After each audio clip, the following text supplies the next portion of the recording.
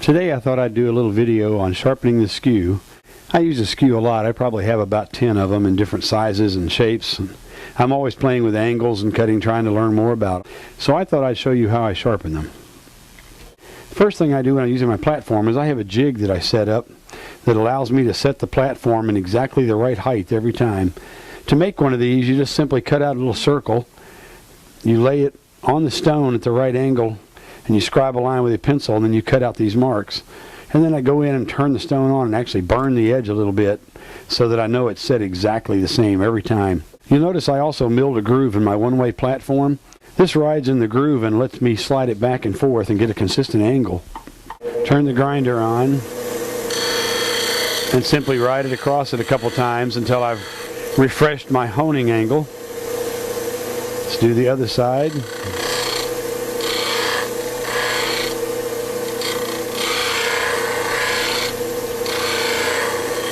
And that gives me a hollow grind. I hope you can see this. What this gives me is a slight hollow grind, and that will make it much easier to use my diamond hones to get to the edge. I don't grind all the way to the very edge.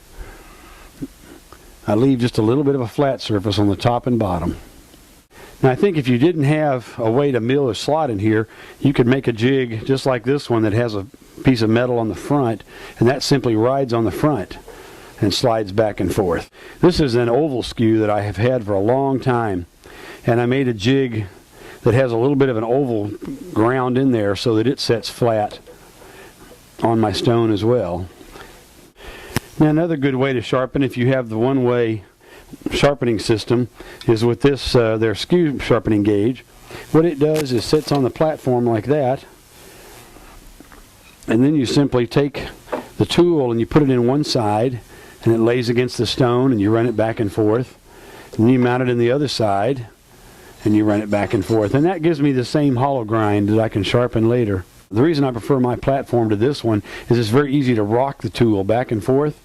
And when you rock it back and forth, this angle changes across here on both sides. So eventually, after you've sharpened your skew a whole bunch of times, one side's longer than the other if you don't pay a lot of attention.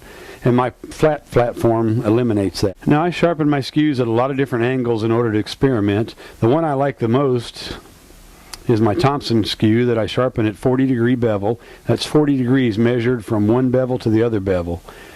Some of the pros recommend 25 degrees.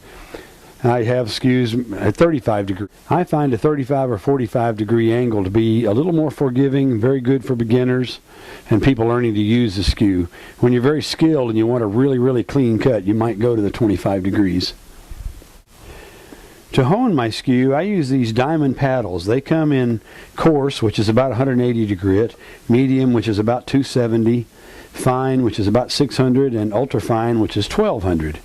I don't usually have to sharpen with the coarse unless it's really worn out. But what I do is I lay it on the bevel. It's going to set perfectly flat. So what I'll do then is I'll just simply rub it so it's touching both of those sides. And I do that until I can feel a burr raising on the full back side. Once I feel the burr on the back side, I turn the tool over and I sharpen from the other side until I can once again feel that burr. And usually it takes longest with the first stone, so take your time and do it right and really get it to where you can feel that good strong burr on both sides.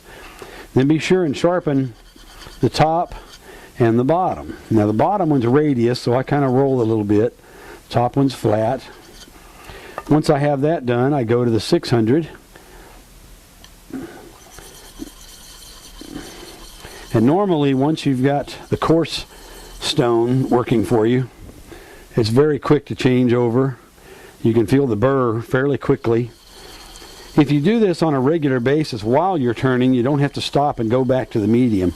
You can usually just touch it up lightly with the ultra fine.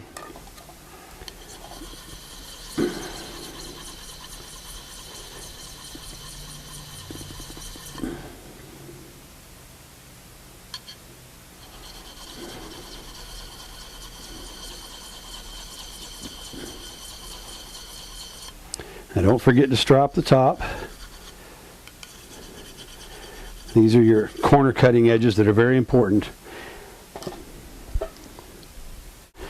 Now if you want the best edge, you can make yourself a leather strop. I just glued some leather. I rub this green stone that I get from Lee Valley, and I just do the same thing. To keep from rounding over the edge, don't go like this. You want to actually think of it going in this direction. So lay it on there so it's flat, and push it up. Lay it on there so it's flat, push it up. That way you get a very, very clean, very sharp edge that'll shave hair. For those of you who have the wet wheel grinders, would find it probably much easier to use these. I save mine for carving tools and use the other grinders for my lathe tools. But you would simply use the same kind of platform, or you can buy the one they sell. Slide it up till it's touching the bevel at the appropriate angle, and you can lock these down if you want. Go to the other side and do the same thing. And then of course you can go over to the strop and simply power strop it, which is the attachment that I use most often. I can usually strop a tool 3 or 4 times during a turning and not have to go back to using the diamond hones for quite a while.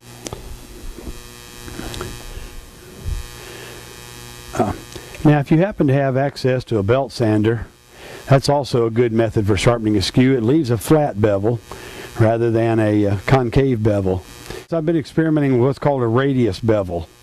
Ellie Avasari teaches that method, and I've been trying to learn what the pros and cons are of that type of skew. So I sharpen those on here, and I do that simply by touching the bevel and lifting the handle.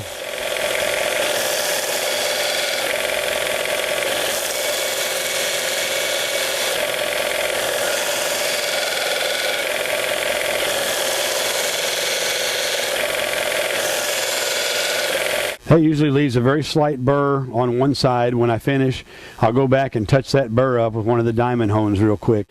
Well, I hope that's been some help to you. There are, of course, a lot of other ways to sharpen a skew. This is just a way that worked out for me over the years. I tried a lot of other methods, and this seemed to be a very precise way to do it, even though it's probably not the fastest. But the nicest thing about having a sharp skew is how it cuts.